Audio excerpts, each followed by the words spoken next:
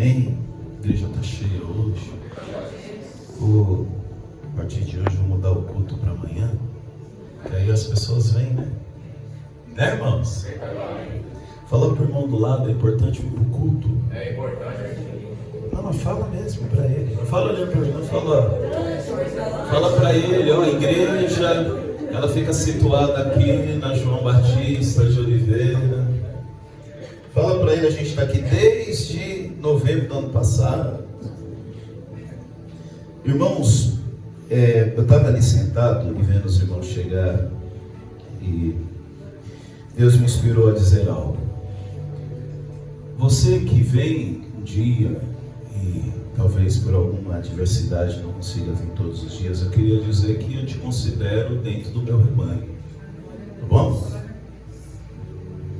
Vocês são rebanho, vocês são igreja. Amém, irmãos? Não se sintam acolhidos pela Casa Sal. Amém, irmãos? Irmãos, uma palavra rápida. Não confie que quando o pastor fala que a palavra é rápida, não é rápida. Daniel capítulo 6. Vamos lá. Estava eu aqui com a minha pregação preparada. Deixa eu ver aqui. Daniel capítulo 6, o versículo 10. Amém? Daniel capítulo, melhor, pega do 9. Daniel capítulo 6, o versículo 9. Acharam? Encontraram? Amém? Então vamos lá. Por esta causa, o rei Dário assinou esta escritura e edito. Aí nessa tradução está e a proibição. E ao que, igreja? Proibição. Os irmãos sabem o jeito que eu prego assim. Então eu pergunto, os irmãos respondem. E há o que? Proibição. Versículo 10. Daniel, pois, quando soube que a escritura estava assinada, entrou em sua casa. Ora, havia no seu quarto janelas abertas da banda de Jerusalém. 3 vezes no dia se punha de joelhos e orava e dava graças diante do seu Deus, como também antes costumava fazer. Amém, irmãos? Vamos orar? Pai querido, graças te damos por mais um dia, pela tua bondade, pela tua misericórdia. Obrigado a Deus por esta casa, que hoje o Senhor nos permite nos encontrar como irmãos, como igreja. E de alguma forma, ó Deus, o Senhor quer falar conosco. O Senhor já está falando conosco desde o início deste culto, através dos cânticos que foram aqui entoados, das orações, dos pedidos que foram apresentados. E Pai, chegou o momento da tua palavra, Deus. A tua igreja vive a direção da tua palavra. Senhor, nós pedimos que sobre nós venha autoridade, sabedoria do Espírito Santo, ó Deus. Porque a tua palavra precisa ser anunciada de uma forma a qual os irmãos compreendam e entendam. Por isso, o Espírito Santo de Deus desagrava os nossos ouvidos, abre o nosso entendimento, nos dê clareza de tudo que o Senhor quer ministrar e dispensar sobre o teu povo hoje, em nome de Jesus. Pai, que essa palavra seja a palavra de ânimo para os irmãos que entraram aqui desanimados, que seja a palavra de resposta, a palavra de exortação. Pai, a igreja é tua, o corpo é teu, fala com a tua noiva da forma que lhe aprouver. É o que oramos e agradecemos no nome de Jesus. Amém. Se assente aplaudindo o Senhor. Amém.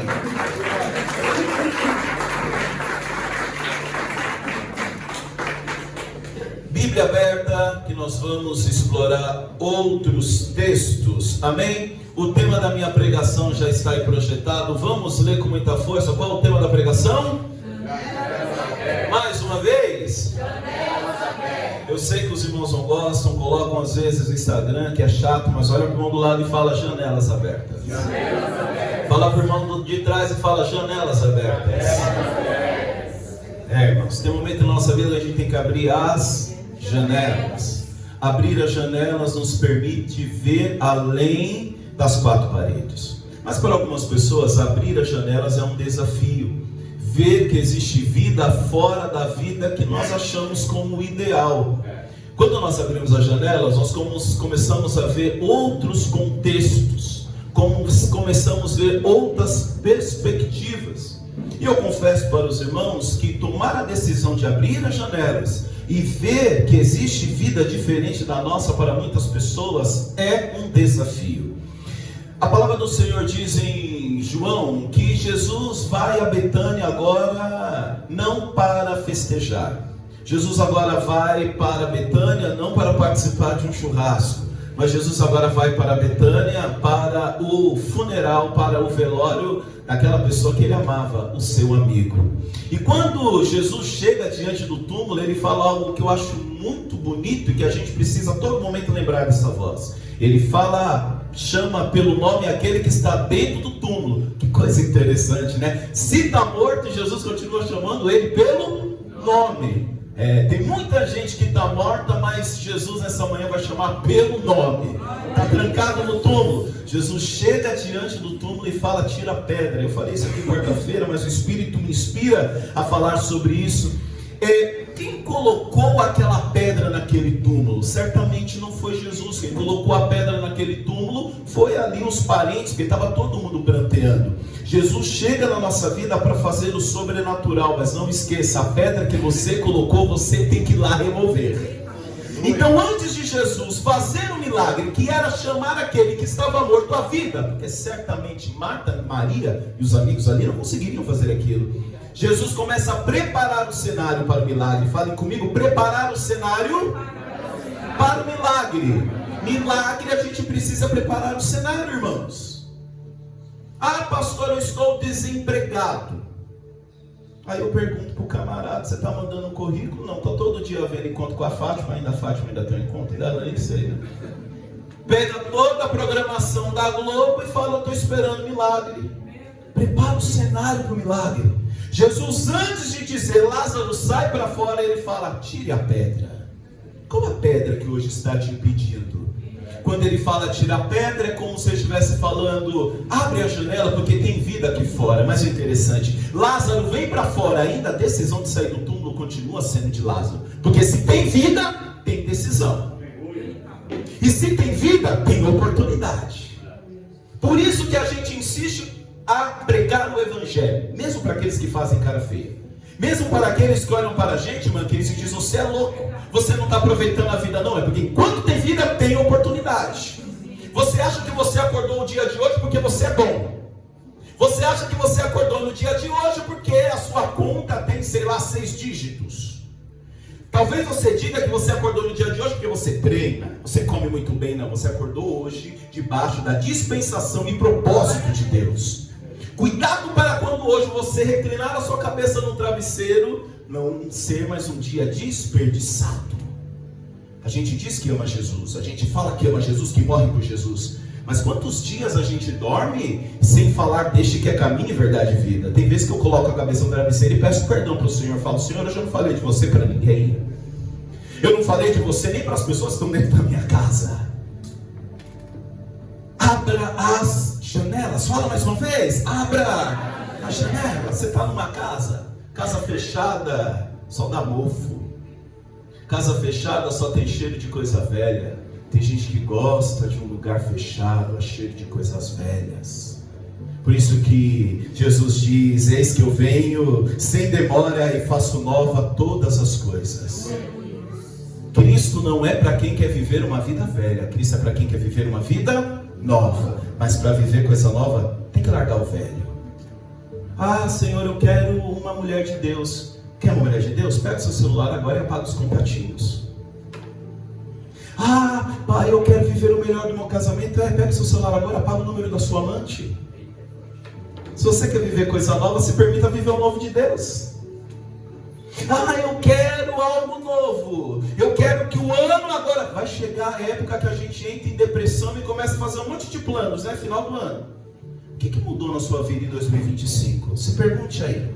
E não vai colocar a culpa em Deus, porque os planos que você fez no final de 2024, você está vivendo eles. Alguém foi incompetente aí. Eu quero crer que não foi Deus, porque Deus não é incompetente. Se você fez um plano, apresentou para Deus, o plano não deu certo em 2025, quem foi incompetente para que seus planos não aconteceram? Já sei, você vai falar que foi muita inveja sobre a tua vida. Inveja do seu cabelo, inveja do seu carro, inveja da sua casa. Não, pastor, é muita inveja que estou colocando em cima de mim. Inveja de uma vida prostrada, parada. Abre a janela. Tem pentecostal aqui no meio, né?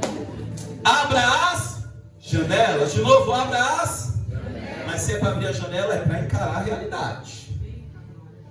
Fala comigo, Daniel. Daniel. Mauro, fala comigo, Daniel. Cíntia, fala comigo, Daniel. Primeiro capítulo do livro de Daniel. Israel agora está cativo na Babilônia. A Babilônia está sendo conduzida pelo rei Nabucodonosor. Falem comigo, Nabucodonosor. Eu gosto de fazer isso com a igreja. Eu falo para a igreja, falo só palavra difícil. Nabucodonosor, vai lá? E o que Nabucodonosor faz no primeiro capítulo de Daniel? Ele pede ao chefe dos eunucos, no versículo 3, que trouxessem alguns filhos de Israel da linhagem real e dos nobres.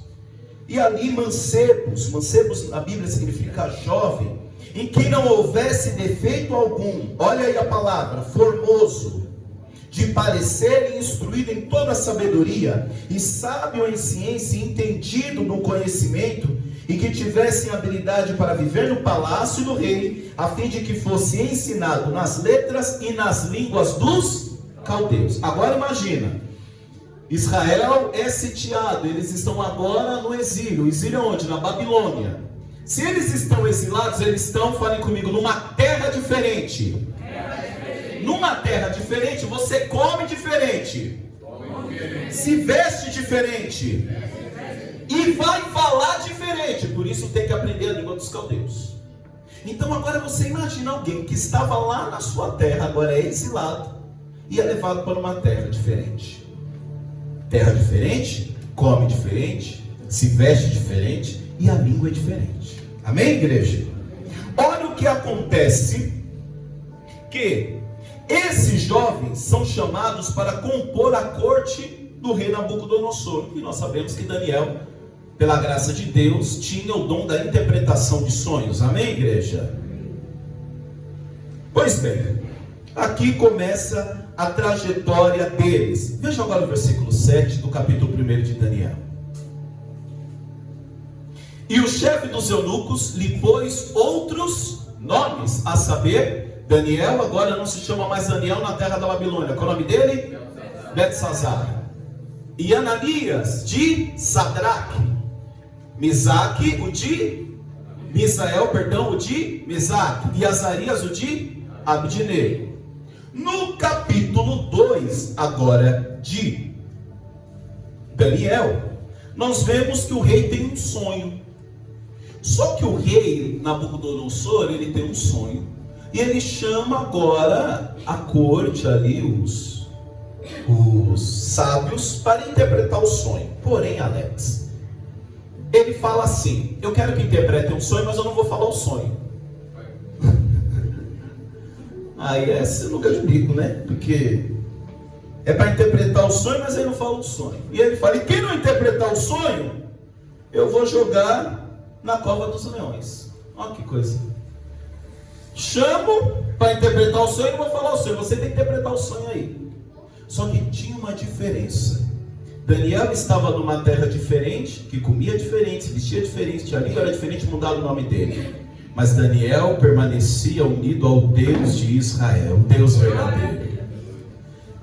Daniel estava numa terra diferente, mas Daniel não mudou quem ele era. Irmão, o que tem de crente que muda quando sai da igreja? Quando está dentro da igreja, fala a língua do céu, se veste até com roupa de crente, fala como crente. Tem crente que só fala dialeto de crente. Eita glória, eu estou sentindo. Eu quero ver, eita glória, eu estou sentindo lá fora. Mas quando vai para a empresa, puxa o tapete do outro. Ai, que bonito. Quando o troco vem a mais, pega o troco, coloca no bolso e fala: ai, que benção, né? Compre e não paga. Deve o irmão e não paga. Ainda fala: esse endemoniado vem me cobrar. Ah, endemoniado é coisa linda. Daniel não mudou quem ele era. O decreto, agora no capítulo 3, é de uma estátua. Fala comigo, uma estátua. Uma estátua. Nabucodonosor faz uma estátua e fala: quem não adorece estátua é morte. E eu fico imaginando a cena, porque Nabucodonosor mais uma vez reúne a corte e fala: toda vez que vocês ouvirem os símbolos, toda vez que você ouvir os instrumentos, é para vocês se prostrarem. E eu fico imaginando a cena, aquela estátua parecendo um arranha-céu, todas as pessoas ali diante da estátua. Toca a primeira música, todo mundo abaixa, porque o rei mandou. Porque se o rei mandou, se eu não fizer eu vou morrer. Mas eis que eles olham lá no meio da multidão, Alex, Cris, 3 ainda de pé, parado. Talvez, irmãos, nós sejamos ainda esses 3 que permanecem de pé. Nabucodonosor olha de longe, fala: eu não estou crendo nisso não. E aí o que ele faz? Chama esses 3 aí.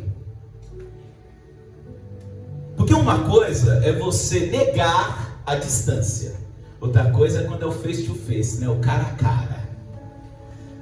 Tem homem que é leão no púlpito, quando desce vira gatinho, né? É machão, é brabo dentro de casa. Mas quando é cara a cara, e Nabucodonosor olha lá os 3 e fala: vem aqui vocês 3 aqui, cara a cara. Nabucodonosor ainda fala: olha, eu acho que vocês não ouviram direito. A banda tocou, por que vocês não se prostraram? Talvez tem gente questionando pra gente. Olha, eu acho que vocês não entenderam. Você não entendeu, Cris, Alex? A banda tocou, por que você não se prostrou? Mais uma vez.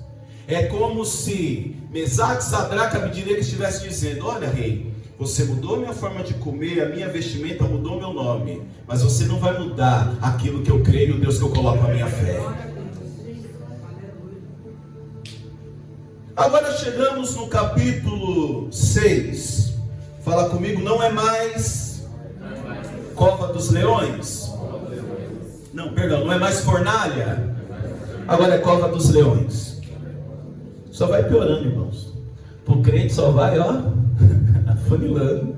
Mas se você passou pela fornalha, você vai dar glória a Deus também na cova dos leões. Não se preocupa não, irmão. Chegamos agora em Daniel capítulo 6, e o rei é outro. O rei não é mais Nabucodonosor. O rei Dário, um rei persa, assume a região que outrora era da região da Babilônia.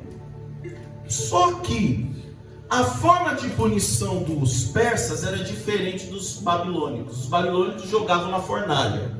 Os persas, eles gostavam de jogar as pessoas na cova dos leões. Jogou lá, o leão já, fazia churrasco. Olha o que a pouco vai fazer aqui, né? Qual que é o desafio? Agora, um edito. Qual que é o edito? Pega comigo agora o versículo, deixa eu ver aqui,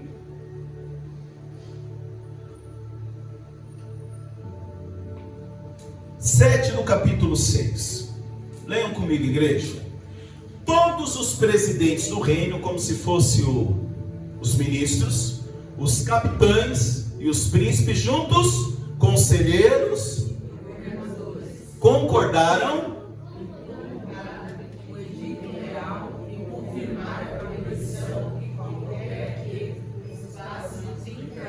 vai lá.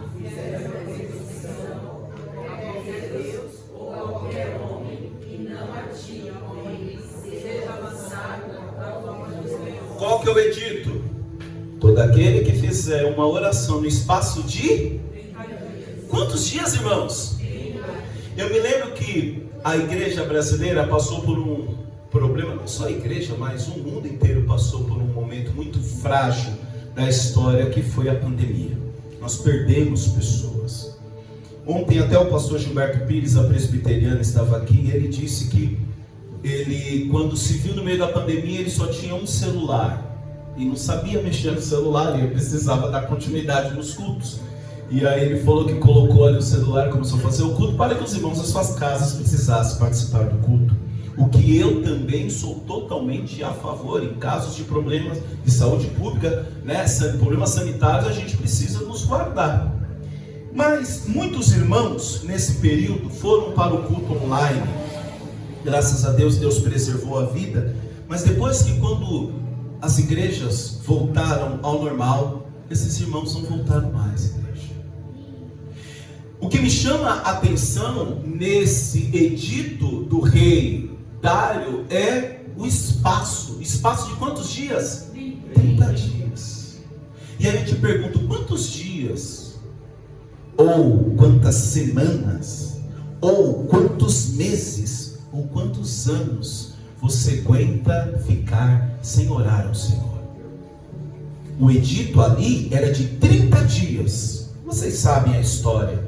As escolas dominicais contam direto a história de Daniel na cova dos leões. Daniel preferiu desobedecer, ao ponto até da sua própria vida ser ceifada, do que permitir que algo cortasse a conexão que ele tem com esse Deus. 30 dias apenas. 30 dias apenas. O versículo 9 diz: por esta causa o rei Dário assinou essa escritura e edito. Olha agora o versículo 10. Daniel, pois, quando soube que a escritura estava assinada, entrou em sua casa. Orava, havia no seu quarto janelas abertas para a banda de Jerusalém. Sabe o que eu achei interessante? Daniel depois sabe que o edito havia sido promulgado, ele não fez uma manifestação, né? Ele não foi para a principal avenida dizer: estão parando a gente, estão parando a igreja, é um absurdo. Daniel não fez um textão no Instagram, no Facebook: olha, estão perseguindo a igreja. O que Daniel fez, irmãos? O final do versículo vai dizer o que Daniel fez. Lê para mim o finalzinho do versículo: como também? Meu Pai do céu, Jesus, eu vou sentar aqui, talvez os irmãos não estão enxergando. Vai lá. Vírgula, vem como o quê? Como? Antes. Sabe o que Daniel fez de diferente? Nada. Daniel costumou fazer o que ele sempre fez, orando ao Senhor. Ah, Daniel, mas você vai morrer, fizer edito, vou continuar orando ao Senhor. Ah, perdi o emprego, vou continuar orando ao Senhor. Estou com dificuldade, vou continuar orando ao Senhor. As circunstâncias a qual você passa não muda o Deus que você serve. Agora bastou dar uma dor de cabeça, bastou você bater o dedinho na quina, o dedinho da quina. Eu não vou mais para a igreja, eu não quero saber mais dos irmãos. Engraçado que a empresa ninguém falta. O patrão continua tocando as suas buzinas nos horários 4, 5 da manhã, falando: você vai, e você vai. Debaixo de chuva, debaixo de trovoada. Mas quando se trata das coisas do Senhor, é aquela coisa intercessória: ora por mim. Ora por mim, ora por mim aí. Sabe, o famoso ora por mim, sabe o que é? Eu vou descer o cajado mesmo. Porque eu não estou pregando para crente aqui que nunca ouviu o Evangelho. Eu estou pregando para pessoas que já ouviu o Evangelho. E quero crer que ainda não tomou a decisão. O famoso ora por mim é aquela coisa: ora por mim porque agora eu estou fazendo algo mais importante. E isso que você vai fazer agora, você pode fazer por mim. O importante agora é isso que eu estou fazendo. Mas ora por mim, porque agora o meu tempo está focado nisso. Com Daniel a gente aprende que tem algumas coisas que não dá para ser negociadas. Se você é crente, relacionamento com Deus não pode ser negociado. Não é o governador, não é o presidente, não é o prefeito que vai dizer, vai ditar o seu relacionamento com Deus. Amém, igreja? Amém. Ficaram mudo? O Espírito não está mais bradando? Aleluia, igreja? Aleluia. E aí, período de 30 dias, e é o tema da minha pregação. Ora, havia no quarto de Daniel o quê? Janelas abertas. Isso é tão lindo. Irmãos, saiam da clandestinidade de ser crente. Tem crente querendo servir a Deus escondido, de janela fechada. Daniel não se preocupou se a janela está aberta, e tanto não se preocupou, que foi através da janela aberta que viram que ele estava orando e entregaram ele. Mas Daniel não estava nem ligando. Porque Daniel só fez aquilo que ele costumava a fazer. Daniel foi para a sua casa, porque intimidade com Deus não nasce na igreja. Intimidade com Deus tem que ser mantida a cada dia, onde? Na nossa casa, porque senão é performance. Amém, igreja? Amém ou não amém? Eu vou, Paulo Borges Junior, deixa o Espírito Santo ministrar no teu coração nesta manhã. Daniel vai para a sua casa, o lugar a que sempre ele dobrava os joelhos. Daniel está numa terra diferente, que come diferente, que veste diferente, que a língua é diferente, que mudaram o nome dele. Mas ele continuou servindo a Deus. Sabe por que as janelas ficavam abertas? E ele orava em direção a Jerusalém? Porque era o centro da adoração judaica. Irmãos, a gente precisa ter um ponto fixo para onde nós olhamos. Quando vem a dificuldade, aonde você está mantendo o seu olhar fixo? No momento que vem a dificuldade, o problema, olha o cenário que Daniel está. Cenário de perseguição, cenário de perder a morte. Mas Daniel fixa o seu olhar aonde vai lhe trazer esperança. Aonde você tem fixado o seu olhar, irmão? No momento da dificuldade, para onde você tem olhado? Eu te digo, se você ficar olhando para algumas pessoas, para o que elas dizem, você deixa, você abandona. Nós vamos fazer 1 ano de casação. 1 ano de casação. O que eu ouvi desde a fundação, eu estava vendo uns dias o vídeo, o dia que eu vim aqui com o Mauro, e aqui era um quarto. O Mauro nos surpreendeu, ele veio com um cargo e do nada ele começou a estourar o telhado. Tem um vídeo até hoje. Se tantas as coisas, hein, Alex, irmãos, a gente tivesse ouvido lá e tivesse deixado isso entrar no coração, talvez nós não estaríamos hoje celebrando, banqueteando com os nossos irmãos aqui. Aonde você está mantendo o seu olhar? Daniel deixou as suas janelas abertas. A palavra do Senhor diz que nós somos uma candeia.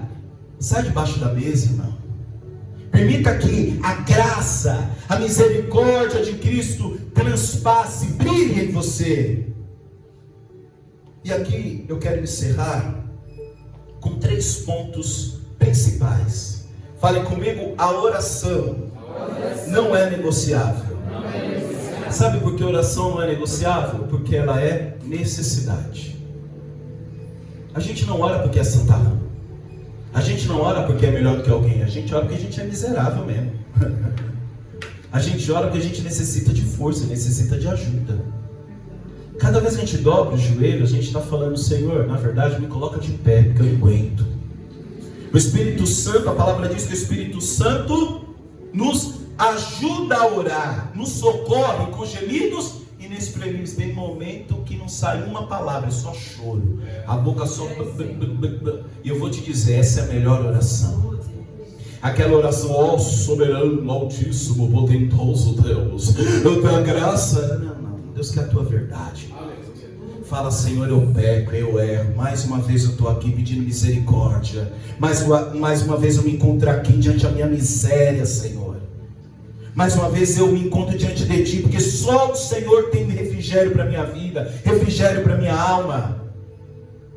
Segundo ponto, fala comigo: a fidelidade a Deus vale mais que a aprovação dos homens. Você está querendo aprovação de Deus ou aprovação do homem? Não se preocupa não, se eu, pastor, estou vendo o que você está fazendo na igreja, mas se você está se preocupando com isso, você está na roça, hein? Estou dizendo, se você falar: eu estou servindo na igreja para o pastor ver, irmão, esquece. Como é que o Alex disse? Não, deixa isso daí para lá, sai dessa daí. Sai disso daí. A gente precisa conscientizar os nossos irmãos que a igreja é feita de adoradores. Você não faz para o pastor, você não faz para o ministério, você faz para Deus. E quando for fazer algo para o irmão, faça na pessoa de Cristo presente no irmão. Até diz, é uma hipocrisia dizer que amamos a Deus que não vemos, até um contexto filosófico, e falar que não amamos o irmão que podemos ver, que podemos abraçar, podemos sentir o cheiro, tocar. Fidelidade, irmãos. Fidelidade É diferente de lealdade, né? Lealdade é aquela coisa meio de bandido, de quadrilha. O que é lealdade? Se o Alex vem com a Alex, aparece aqui só para o coração da Cris suspirar um pouquinho mais. Lealdade, eu sou leal ao Alex até ele for leal a mim. Então é um contrato bilateral, vamos dizer assim, né? Se o Alex quebra, se ele não foi leal a mim, ele está me dando o quê? Oportunidade de fazer o quê? Quebrar também. Veja que a dinâmica que Cristo teve com a sua criação não foi de lealdade, foi de fidelidade.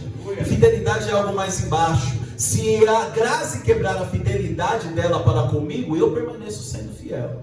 A palavra do Senhor vai dizer o quê? Que Cristo se entregou por nós enquanto ainda éramos pecadores. Quem é que gosta de negócios, empresas? Levanta a mão aí. Ai, meu pai. Obrigado, Sara. Tem ainda gente corajosa. Alex, você também é empresário, Alex? Meu Deus do céu. Ai, Pai da glória. Parou para pensar que nós éramos uma empresa falida. E Jesus disse, eu vou descer e vou investir neles. Mas eles vão fazer todas as atrocidades. Mataram os profetas, mataram o Filho de Deus. Mas Deus falou, eu aposto nessa empresa falida. Aleluia! Eita glória! E terceiro e último ponto, fale comigo, o hábito de estar na presença de Deus nos sustenta em tempo de provas. Atos dos Apóstolos narra quando Paulo e Silas estão na cidade de Filipos. Depois eles levarem uma surra, e aliás os romanos tinham o costume de bater, açoitar, e depois jogar nas pessoas que foram açoitadas, aquela misturinha que a gente põe no churrasco, salmoura. Aí todo mundo, imagina, pegaram o Paulo e Silas, Lucas, arrepiaram. E nem podiam ter batido, né? Paulo segurou o segredo no final, né? Depois que Paulo apanha, leiam lá em Atos, aí que ele fala que ele era um cidadão romano, logo ele não podia ter apanhado. Ou seja, ele guardou e falou, tem certeza? Vocês me bateram, eu sou cidadão romano. Mas enfim, pegam Paulo e Silas, batem Paulo e Silas, joga salmona neles e prende Paulo e Silas. Mentiolate da época, meu Deus, lembra do mentiolate, gente? Lembra mentiolate? Tinha mercúrio também, né? Álcool, meu Deus do céu. Quando minha mãe falou, vem cá, Vinícius, vai doer não? Rapaz. Mas fala a verdade. Às vezes é remédio amargo que nos ajuda a curar, irmãos. Tem muito crente querendo só cataflã, só AS, docinho. O mundo não é doce não, meu irmão. O mundo não é doce não. Aí falaram, não pastor, mas a gente evoluiu, a gente aí tem iPhone. É mesmo? Pega o primeiro crime na Bíblia, o assassinato, o irmão matou o outro. Liga agora os noticiários, o horário lá das 6 horas da tarde. O que a gente continua vendo?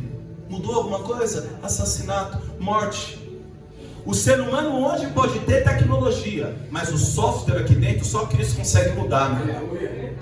Só Cristo, em Romanos capítulo 12, versículo 2, só Ele pode mudar a nossa mente. Caso contrário, você só é um pecador moderno. Com mais. Paulo e Silas apanham, prendem Paulo e Silas. Ali a palavra diz que em determinado momento na madrugada, ouvem alguém cantando, alguém louvando a Deus. Agora, eu queria abrir aqui para os irmãos. Vem cá, Alex, som. Alex, se você estivesse no lugar de Paulo ou Silas, qual seria a sua oração? Preso, imagina. E detalhe, Paulo e Silas foram presos com um tronco, era uma forma de colocar um tronco no pé, o que impedia eles de ajoelhar. Era cadeia nas mãos e no pé, então eles ficavam sentados. Qual que seria a sua oração, você preso no cárcere? Deus me abandonou, Deus me tira daqui. Deus me tira daqui. Mas alguém, Cris, qual que seria a sua oração no cárcere? Me tira daqui. Me tira daqui. Cíntia, qual que seria a Cíntia Sandra? Lucas, aniversariante do dia. Eita glória. Só chorar, tá bom? Mas alguém aqui iria pedir para Deus tirar do cárcere, sim ou não? Sim. Todo mundo, né? Aprenda uma coisa, a nossa oração muitas das vezes é conduzida pela circunstância que nós estamos passando. Só que quando você pega o texto bíblico, você não vê em nenhum momento Paulo e Silas falando, Senhor me tira. Aí tem gente que fala que o terremoto foi para libertar Paulo e Silas. Não, irmãos, não foi aquilo. Olhem no texto bíblico. Em nenhum momento Paulo está falando: nosso Senhor, me tira dessas algemas. Atos capítulo 9, Deus fala para Ananias: vai, porque ele é vaso escolhido. Está falando de Paulo. Eu vou lhe mostrar o quanto ele deve padecer pelo Evangelho. Paulo já sabia que ele ia apanhar, e apanhar muito. E você, crente, não aguenta uma cara feia na igreja. Eu quero ser igual Paulo. Vamos começar pelo sofrimento então, né? Paulo estava mais livre, e Silas estava mais livre às vezes do que eu e você. Paulo não estava com correntes, mas estava livre para adorar. A gente está livre e não consegue adorar o Senhor. Aí vem um terremoto. Aí sim tem um terremoto para libertar quem, irmãos? O carcereiro. Às vezes você vai ser preso para ser o comunicador da liberdade em Cristo Jesus na vida do outro. Aí é dureza. Então, o hábito de estar na presença de Deus estava acompanhando Paulo e Silas naquele momento. Porque quem adora em qualquer lugar. Adora na prisão, adora na fornalha, como Sadraque, Mesaque e Abednego, e adora também na cova dos leões, como Daniel. Porque não faz para ser, já faz porque é. A primeira mentira que Satanás quis jogar para a humanidade: coma, porque você será. Mas Adão e Eva já eram filho de Deus. Mateus capítulo 3, abre teofania. Vem uma voz do céu e diz sobre Jesus: este é meu filho amado. Agora Mateus capítulo 4, tá? Jesus debatendo ali, Satanás debatendo com Jesus. Satanás fala o que para Jesus? Se tu és o filho de Deus, transforma essas pedras em pães. Você não precisa fazer nada para ser, você já é filho amado do Senhor. A igreja entrou agora nessa letargia, nesse ciclo de querer fazer para ser. Não, nós já somos. A palavra do Senhor diz que nós já fomos abençoados com todas as graças e bênçãos do céu. Aleluia! Nós já estamos sentados em um trono de graça com o Senhor. Aleluia! Então, qual que é o convite nesta manhã? Abra as janelas. Sai da clandestinidade. Para de se esconder. Vive o que o Senhor tem para a sua vida, meu irmão. Sai deste lugar a cheiro de coisas velhas. O Senhor tem roupa nova para você nesta manhã. O Senhor quer colocar um anel novo no seu dedo, ou seja, reconstruir aquela aliança que em algum momento você quebrou. O Senhor quer colocar sandália nova, porque a sandália no tempo judaico significava dignidade. Você tem dignidade de filho, mas talvez quer viver como andarilho. E andarilho é aquele que não conhece o caminho. Então, ora, todo aquele que conhece Jesus, que é caminho, verdade e vida, não anda mais a esmo, não anda mais perdido, porque já encontrou o caminho. E quem não sabe o caminho, qualquer lugar serve. O Senhor não te chamou para um casamento mais ou menos. Eita, pega isso daí, é para irmãos aqui nessa manhã, hein? O Senhor não te chamou para um ministério mais ou menos. Aí você pergunta: como que está a tua vida? Ah, pastor, está mais ou menos. Ah, como que está a sua saúde? Ah, está mais ou menos. Como que estão os teus filhos? Ah, está mais ou menos. Para com isso, isso é mentira de Satanás. Deus te chama para uma vida nova, coisas novas com Ele. Como é que está a sua vida? Está mais ou menos. Não, meu irmão, o Senhor não quer mais ou menos. Nabucodonosor chamou os melhores para a corte dele, né? O Senhor, tudo que Ele faz é bom, é belo, é agradável. Deus não fez coisas mais ou menos. Põe para mim aí 1 Tessalonicenses capítulo 5, 17 e 18. Eu falei para vocês não acreditar quando o pastor fala que vai encerrar. Olha aí: orai sem cessar. Ora, se é orar sem cessar, a todo momento você está de joelho, irmão? Não, mas ora lá. Está lá na louça? Vai orando. Está lá vendendo ovo? Vai orando. Está lá na imobiliária? Vai orando. Está lá, o que mais aí? Está lá na... onde você trabalha? Na gráfica? Vai orando. Orar sem cessar. Conexão com Deus. Daniel não tinha igreja, não tinha Bíblia, não estava na presença das pessoas, mas o coração dele estava em Deus. Orar sem cessar. Salmo 55, versículo 17. Põe para mim aí. Eita, isso aqui é maravilhoso. Salmo 55, versículo 17. Eita glória. Olha aí, lê comigo, igreja. De tarde.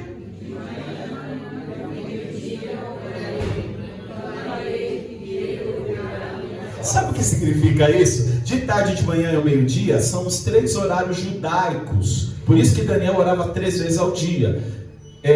Atos dos Apóstolos, capítulo 2, vai dizer que na hora 9 estava Pedro e João subindo ao templo, horário judaico, significa à tarde. Olha que coisa linda. De tarde, de manhã e meio-dia orarei, clamarei. Sabe o que significa? Que não importa o horário ao qual você clama, Ele vai ouvir a sua voz. Isso é lindo demais, gente. Mateus capítulo 6:6. Põe para mim. Mateus 6:6. Vai lá, lê comigo, igreja. Vai lá. Mas tu.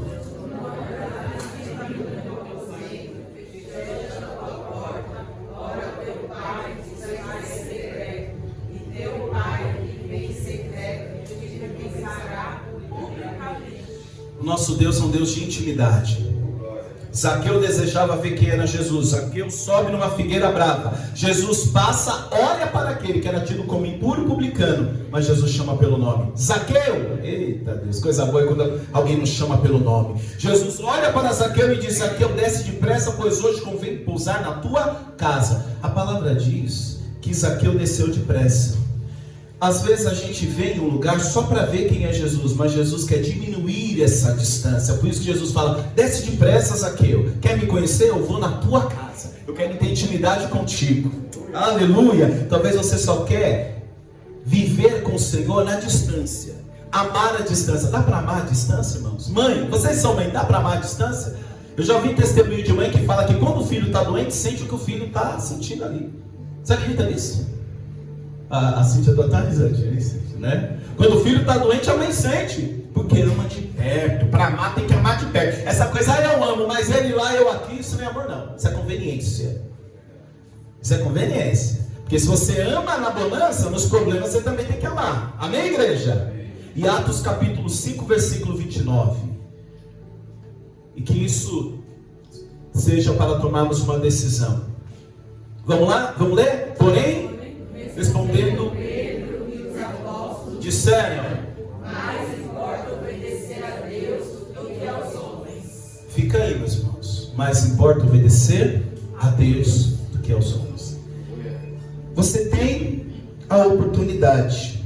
Assim como Daniel, não espere um ambiente favorável para buscar a Deus. Se é orar e sem cessar, não espere um ambiente favorável.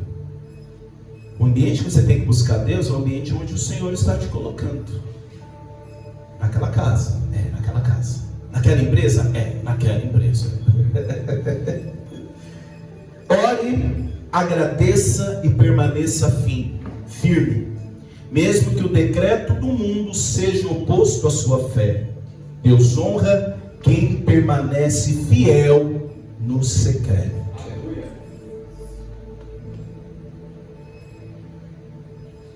Deus ama quem permanece fiel no secreto. Quem está com a aliança aí, levanta ela, por favor. Dá para sair do dedo? Tem gente que falou: a minha nem sai. Eita, coisa boa. Faz assim com ela. Roda ela no dedo. Roda no dedo. Tem solda? Você consegue sentir a solda dela? Não, né? Porque a aliança simboliza algo que não tem ruptura. É cíclico. Você não consegue sentir o momento que ela começa e também o momento que ela termina. Agora, se um dia você sair correndo de casa, estou dando um exemplo, os irmãos vão entender. Chegar em algum lugar e ver que no seu dedo não está a aliança. Talvez não está o que simboliza a aliança. Mas se a aliança está guardada aqui em verdade, nada vai romper. A aliança não se quebra o objeto. A aliança começa sendo quebrada aqui dentro. Enquanto a aliança, a fidelidade for verdadeira aqui dentro, no secreto, no oculto, ela vai permanecer visível. Caso contrário, a aliança não é mais aliança. É só um acessório. É só um anel. É ou não é, irmãos? Às vezes a mulher vai lá, pergunta para o camarada que é casado: e que isso aí na sua mão? Ele fala: não, é só um anel. mas para a esposa é um símbolo de uma aliança. Que a gente não trate a aliança que Deus fez conosco simplesmente como um adorno. Que seja de verdade, que seja no oculto e que também seja exposto. Mas torna a dizer, janelas abertas, irmãos. Abrir as janelas é dizer, Senhor, nada me prende. Você é livre para adorar o Senhor. Amém? Vamos colocar de pé. A igreja recebe essa palavra? Amém. Em nome de Jesus.